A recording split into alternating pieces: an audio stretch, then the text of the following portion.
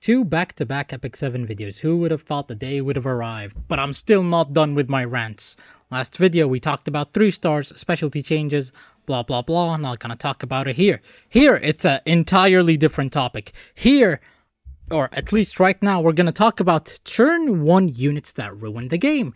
Now you might be thinking, what is this guy talking about? So way back in the days, well, I'm talking like extremely back in the days, your first pick, or one of your earlier first picks that should worry you, were something like Bizarre, because he's a mage, has his own souls for his Ignore ER S3, and you don't even need to Mola his S1 or his S2. I mean, you could, but they're not exactly the most crippling effects. Now notice, one thing about Bizarre is he's Earth. He can be countered by fire units. Obviously, you can use Holiday Euphine, which, I'm just saying, Holiday Euphine killed him from offensive arena. That is all it did. Otherwise, Bizarre was completely untapped. Now let's leave Bizarre alone for a second. What is another turn 1 unit that made the game unplayable? Was it Tenebria? No. Was it Cowrick? To a degree, you could argue Cleaver's used to spam him. Which feels like a weird thing to say. People used to play Cowrick? What? Anyways, no, it was Dizzy. When the Guilty Gear collab dropped, well, this unit's S3 was kinda disastrous for the game, in my opinion. Now, what is another flaw with her? I mean, she has her S3, can even get an extra turn with her S2, which pushes back CR, so she was pretty much a stronger Bizarre. But as you can see, her speed was only 115, which, you may notice something with these effects. Where is the strip? So if you had immunity set, you were pretty much immune to Dizzy. That is what I'm trying to say.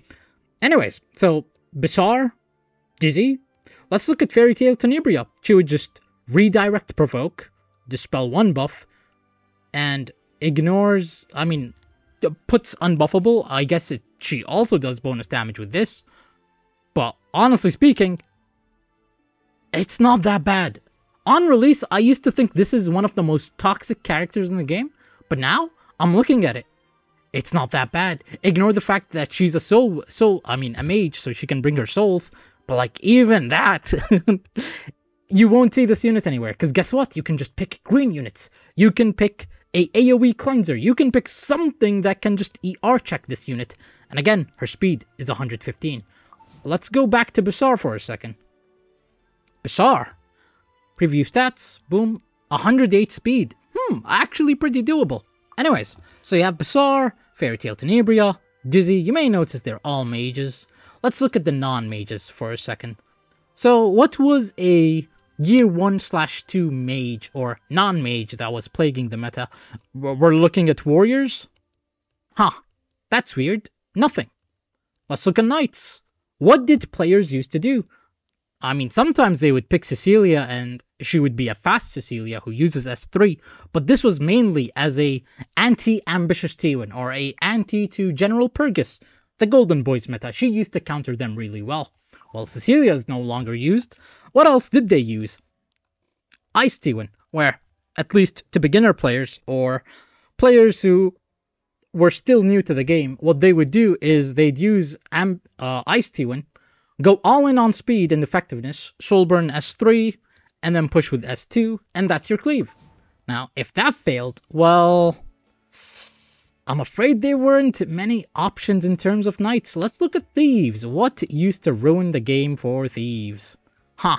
That's weird. I see nothing. At least in the initial years, trust me.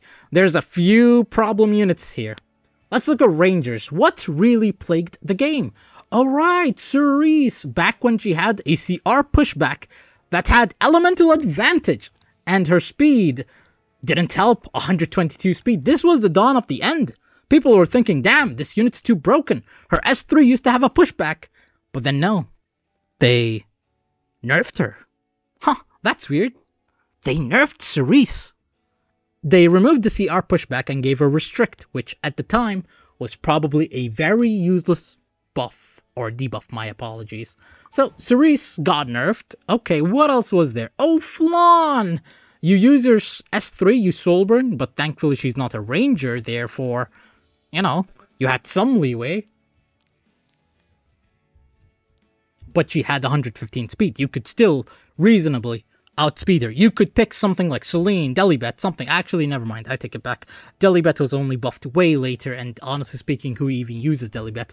This CR pushback probably destroys Delibet. Anyways, so again, you pick a mage, you pick something, boom, you just soul burn S3, and then you use S2, boom, you cleaved. You're pretty much Ice T-Win cleave before his nerf. Again, I think Ice T-Win has been nerfed. Anyways, what was another turn 1 unit? Pavel! Except Soul Bad Guy is out, and if enemies built a strong enough Soul Bad Guy, he would always one-shot Pavel. You kinda needed Soul Burns to make Pavel S2 even do something, because S2 into S3, like, I don't know, man, even Pavel is no longer a scary pick. Alright, Faithless Ludica, let's look at her speed. 114. Still reasonable. She has to crit everyone in order for this to proc, and then she can S3. They kind of reworked her where, okay, you can S3 immediately without having to S2, but you can see the vision, you know? This unit just completely resets one unit, pushes up your team. Not the worst, honestly. If a CR pusher was just a CR pusher, we're fine with it. Now, after turn 2, or my bad, after year 2 and 3 of the game, what ruined the game? Let's look at the units more closely now. You may notice a lot of these units are unplayable, and you're goddamn right. Anyways, Conqueror Lilius released, completely ruined the game. She was pretty much permabanned or first picked. Her S3 just completely invalidated immunity set, gave the entire team vigor, crippled the enemy by putting attack down, and to top it all off, she had a CR pushback with a redirected provoke.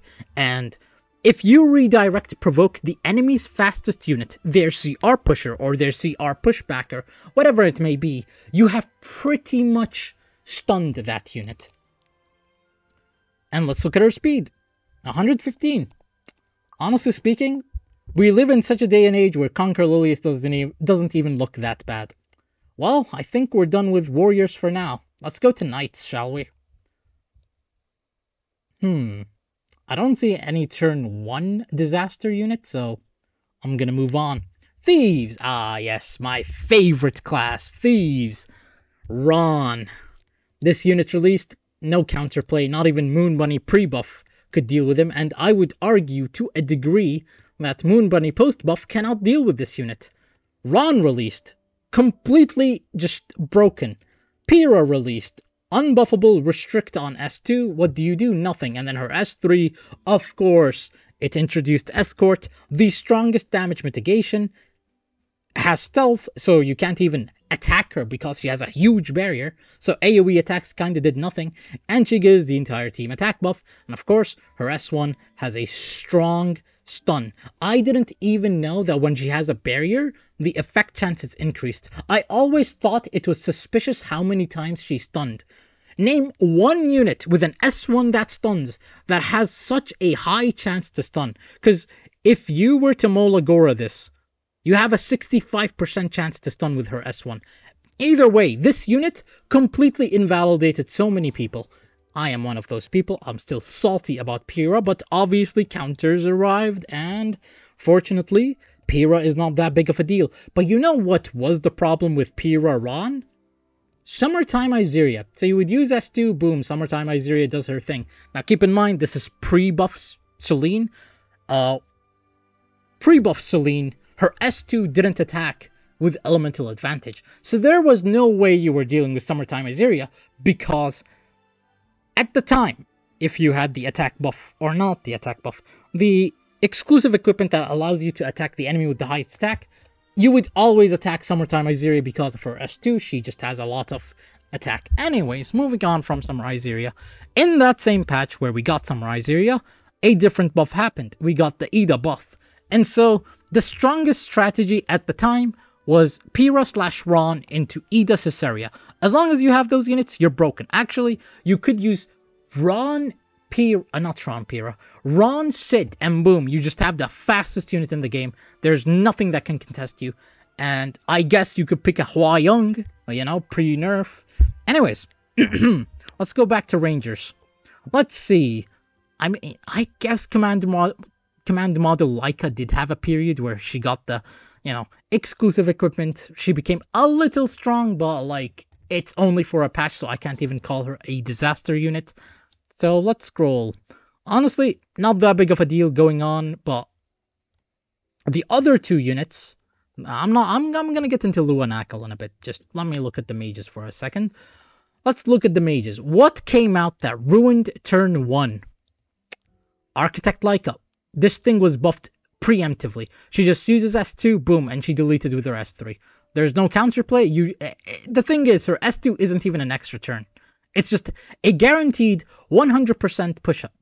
Because, of course, why would her S2 not ignore Soulburn? Why would she not be a mage? And of course, she has a 121 speed, so into people who built a little slower, Architect Leica would probably one-shot your key unit. And there you go, your thing's wiped out. Now, what else was there? I'm not even going to talk about Silverblade Araminta. Zeo came out. Now, what was the problem with Zeo? Was he anti-cleave? Maybe. But see, that's the thing. If you have such a strong anti-cleave, you become a cleaver. And so, Jacko got buffed, and boom, Zeo became a cleaver. From an anti-cleave unit or a anti-first turn unit to a straight-up guaranteed cleave unit. And of course, we have counters to Jacko now, but I think you get the gist. It's just not fun to play as a first turn player. I guess there was a time where top model Luluka, would spam S2 into S3, kill something, but like, it was short-lived. And honestly speaking, 119 speed in today's day and age, yeah, it's not cutting top model Luluka any favors. And if you built her too fast, it is what it is. You just can't do anything. I guess Oxlots way back in the days used to be a problem, but not really. Only the super fast people, or the people who built Oxlots really fast, those were the only people who could actually make them work. Anyways, Angel of Light came out in the same time of Conquer Lilius. This S3 completely shuts you down. There's nothing you can do. And if you look at her Awakening, decent speed, but that's not the main point. She has 18% effectiveness here. And she has 23, pretty much 24 effectiveness in her self-imprint. And again, she's a 4-star, so you can easily get this up. Of course, she has stun immunity, because why would she not have stun immunity? Her S2 would just cleanse an AoE attack, or the worst of it is every time someone's attacked, she gets 8% CR. So if you used an AoE attack, this unit would always cycle up. And of course, her S1, not only does it silence, but it has a 25% pushback. Honestly, the sad reality is Angel of Light is not even as broken as she used to be. Crazy. To think Angel of Light has been power crept. Anyways, enough of Angel of Light. I guess Wandering Prince Sid is a problem, but we have even bigger problems than him. Same story with Eternal Wanderer Ludwig. This became a must for cleavers, because guess what? The game just didn't want to deal with evasion units. They buffed Briarwitch Izeria, making her pretty broken, but like, in general, Briarwitch isn't the real problem. Now let's move on from Nako. Let's talk about Lua. This unit just completely invalidated so many things. Compared to other units, 120 base speed, her S2 is asleep, so again, you just pretty much cripple a specific enemy of your choosing. Her S3, Beguile, which does a lot of damage given how easy it is to apply, gives your entire team speed buff, and of course, why would she not have an effect resistance? Ignore effect resistance Soulburn. This unit's absolutely broken. They knew what they were doing with this unit. And so she S2s, she S3s, so boom, you pretty much won the game. Because I swear to God, I'd play the Great Mortelix, or I'd play green units, like Alencia or stuff like that, thinking, they don't mind being reset, surely it's not that bad. But no, what Lua would do is she'd S3, S2, S1, S2, boom, her S3's back up, because guess what, she has speed buff. And again, combined with the fact that you don't even need to build effectiveness, because guess what, she has Ignore ER. Yeah, it's just an easy game. In fact, you can eyeball it. Does this unit usually build ER? No, then no need to ignore ER. Oh, you're playing into a Soul Weaver? Okay, now you can S3. Then they made Knuckle, which is even worse. Now, she had less speed, And my issue with Knuckle is that people at the time were telling me I was overreacting over this unit. And I don't think so. I genuinely don't think so. This unit ruined games for so many people. Again, of course, why would she not start with 30% effectiveness? You know, she can get even more from her imprint, so there's that. Her S3 is an AoE bind, so even Angel of Flight can't do anything into that. You can't counter, you can't anything, so really she was the better Astromancer Elena. Of course her S3 grants her an extra turn, and of course she has ignore effect resistant Soulburn. Of course, that is the standard. And her S2 has a seal and gives her increased speed for 2 turns. For a 2-turn cooldown, she pretty much has this ability open. She S3s, S2, S1, S2, S3. That is her combo. Or S2, S1, I guess if she gets back S3, she can S3, S2 again. It's like this unit already has a good enough base speed, 115, which is not the worst. But like, again, people were telling me, actually, you can counter her with Lua. And I lost it. You're telling me to counter this disaster, you have to use another disaster. Do you see the problem? But no, of course, her S1 has a silence, and if the target is inflicted with silence, of course its CR pushes back. So not only does it have one effect, that is already a 75% chance, with a strong debuff, a silence, which is pretty much a stun to some units. Like, try using certain units, their S1s are so non-functionals. They need their S2, they need their S3. Boom! This unit just completely invalidates them. So not only is the silence not strong enough, but they give her decreased combat readiness. Shake my head. Now, I'm pretty much done with the turn 1 problems of the game. Actually, there is one more. I can't believe I forgot about her. The boobs of the game, Emma Luna. Wow. Wow, 124 base speed. Wow, S3 that dispels all buffs. Sealing inflicts unbuffable, and of course, at the start of the battle, grants herself skill effect nullifier, which, by the way, I just want to say, of course, she has an ignore effect resistance. Soulburn, as a mage. Zio had a bad Soulburn, which is very ironic. I thought maybe they were gonna do something stupid like make S2 ignore ER or something, but no. They just went all out. They just went all out with this unit. And so, you can take this S3 cooldown down to 4 turns. But the issue is, this is a 2-turn cooldown, and this gives her 50% CR. This gives her 15% more CR. If you mola it, it goes up to 20%. See, that's the issue. You don't need effectiveness. You can just build full speed, S3, S2, S1, S2, S3, boom. You just spam that. There's nothing your enemy can do. It's just... I thought, hey, in the Conquer Lilius meta where they introduced 2 bans, you could at least ban Ron Pira. You could at least ban Angel of Flight, Conquer Lilius. You could at least pick 2 bans and move along. You know, we're going to ignore Rimuru, we're going to ignore Bellion, we're going to ignore Huayong, we're going to ignore so many units. But no. And now it's just even worse. If you don't ban Emma Luna, there's another unit that you have to look forward to. Where is she? Okay, there she is. Sea Phantom Politis. Of course, she has an Ignore ER S3 that dispels buffs, that of course speeds you down, that of course pushes you back, that of course speeds up her team. And she cripples you with her S2. Now, I'm not even going to complain about her S1. Frankly speaking, I don't care about her S1. I don't care that her S2 gives her stealth. And honestly speaking, in a vacuum, this is a really good S2. Now, the issue is her S3 is just... it's too strong. But of course, she has 120 base speed. So, hey. You ban Emma Luna, you ban Politis, boom, you're going to play into Conquer Lilius Lua, Knuckle, Ron, Pira, or just some turn 1 speed unit that just absolutely obliterates you, and there is nothing you can do about it. There is just nothing you can do about it. So unless you literally are using Zio, unless you are using speed imprints, which I think speed imprint units are some of the most boring characters in the game, How are you meant to get turn 1 exactly? See, that's the issue. The few people using Faithless Ludica are building here on 310 speed with a base speed of 114. Me, with a Ron, my max speed is 300 or 299 with suboptimal stats.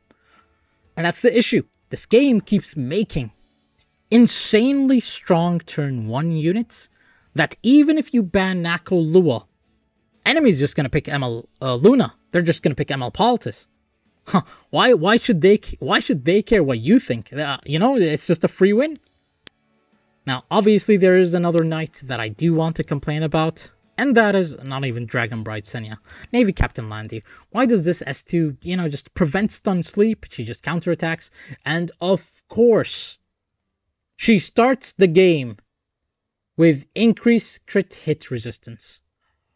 Of course, she gives it to the team at the start of the game. That is what pisses me off, is that there is nothing she does to activate this skill. And boom, we end up in a meta where, you have to bring units like Blooming Ludica with Zeo and you just get cleaved. Haha, very fun. Or something along the lines of using LPK with her exclusive equipment made specifically for Phantom Palaces. Or, you know, I don't know. Honestly speaking, I don't even want to talk about it. You end up with units. Actually, the one unit I will talk about is Midnight Galileuus. This thing just one-shots so many things with her S3, pushes up the team, blah blah blah. And so they have to resort to units like Bright Senya, and now, you know, Empyrean Ilanov. I'm just saying, instead of buffing Fallen Cecilia, instead of buffing any other knight like Crozet, instead of buffing something like Maya, instead of completely reworking any of the useless knights that we have here, they could have easily just, you know, did a buff for Eaton and be like, oh, actually, specialty change, he reduces the penetration amount. Or they could have easily just made a specialty change for, I don't know. Actually, never mind. I take it back. Like, yeah, just some things I feel like they could have done better. But hey, it is what it is. It is what it is. I think as long as they keep making turn 1 units, it's just gonna get worse. I know Laya is supposed to be a savior for resets, you know, from Lua and Akol, but like, let's be honest, if they ban Laya, what do? Nothing. You just lost. Because guess what? They have an ML Luna. They cleaved you with something. Thank you for watching. And I'll see you on the next one. Goodbye.